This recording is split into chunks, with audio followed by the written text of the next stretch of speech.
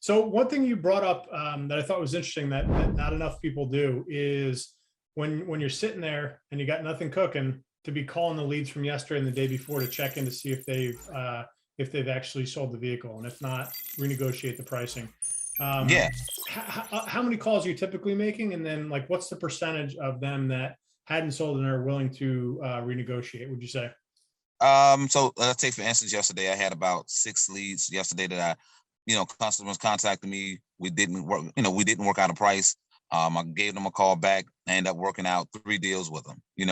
Other customers that just wanted to hold on to it, but I always make sure that, they keep my contact info, and I at least give them a call once every 2 weeks to see, hey, what's the update with the vehicle, this, that, and the third. But consistency pays off in the long run, especially if it's a vehicle you want that has good converters and good meat on the bones with the battery, the wheels, and things like that.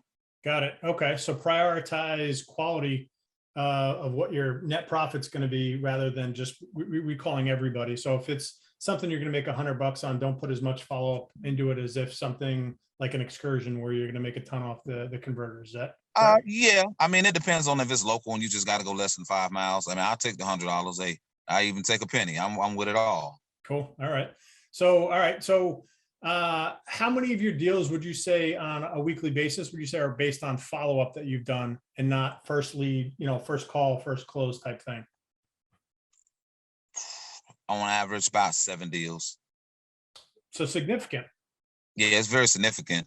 Because in that moment, you're catching them in a moment where they may just be driving, they may be at work, they don't really have time to think about it. When they get home, they get settled. I get them a call about 6, 7 o'clock in the afternoon. Call them calm and courteous and say, hey, this is Dave. I spoke to you earlier. I know you're probably at work. You were busy. Just wanted to talk to you for a second about your vehicle and see if we can really hammer down the price and work something out. Yeah. Got it. Okay, cool. All right. This is just a quick video today, just to pop in and do another video. So we did a quick day in the life, and then we talked the importance of follow-up. Any other, truth bomb, wisdom bomb that you'd like to drop on us before you take off? No, not today, man. I just wanted to thank you again for having me, and